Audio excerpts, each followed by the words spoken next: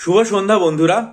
আজকে West Bengal public service commission তাদের যে ওয়েবসাইট সেখানে ক্লার্কশিপ পরীক্ষার জন্য তাদের পূর্ব ঘোষণা অনুসারে ক্লার্কশিপ মেন পরীক্ষা বা পার্ট 2 পরীক্ষার অ্যাডমিট কার্ড দেওয়ার প্রক্রিয়া শুরু করে দিয়েছে। আশা করি আপনারা তাই সেই ওয়েবসাইটে গিয়ে সুনির্দিষ্ট সময় মতো অ্যাডমিট কার্ড অবশ্যই ডাউনলোড করে নেবেন।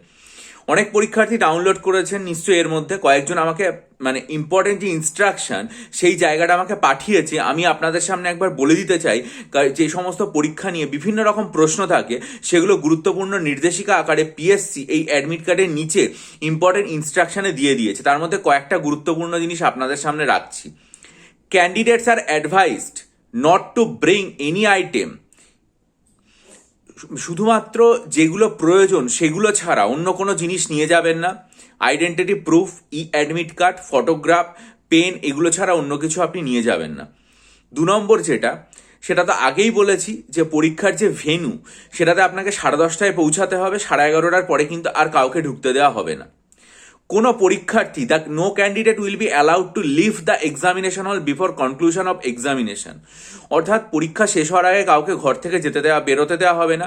Candidates are not permitted to use the washroom during the currency of the examination, যদি একান্তই প্রচণ্ড প্রয়োজন না পড়ে। তাছাড়া কিন্তু আপনাকে পরীক্ষায় ওয়াশরুম ব্যবহার করারও ওপর নিষেধ আরোপ করা আছে।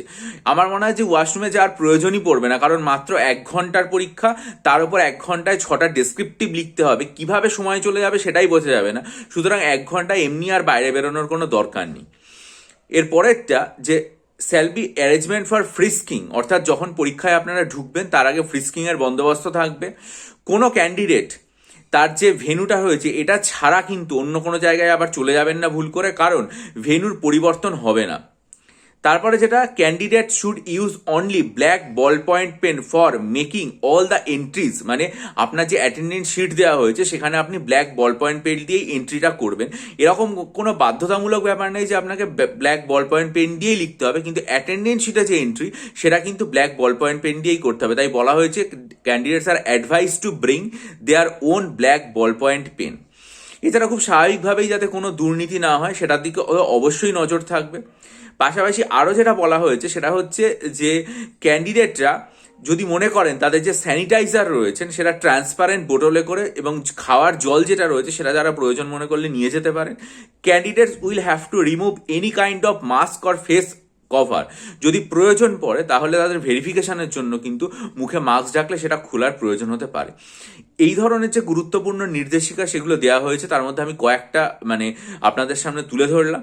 আর মাত্র কয়েকদিন বাকি, যারা অ্যাডমিট কার্ড ডাউনলোড এখনো করেননি তারা ধীরে সুস্থে নিজেদের সময় মতো অবশ্যই ডাউনলোড করে নেবেন, এবং আপনাদের অ্যাডমিট কার্ডের নিচে যে সমস্ত ইনস্ট্রাকশনগুলো রয়েছে সেগুলো অত্যন্ত ভালো করে পড়ে পরীক্ষা দিতে যাবেন। আশা করি আপনাদের প্রস্তুতি খুবই ভালো রয়েছে।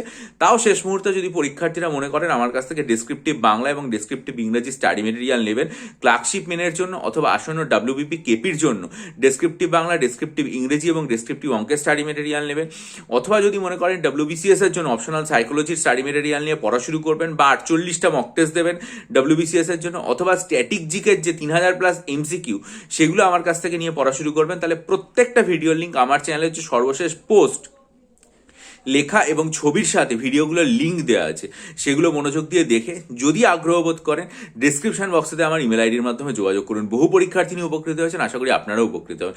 ভালো থাকুন, চ্যানেলটা সাবস্ক্রাইব করে বেল আইকন প্রেস করে দিন, ভিডিওটা লাইক করে বন্ধুদের মাঝে ছড়িয়ে দিন।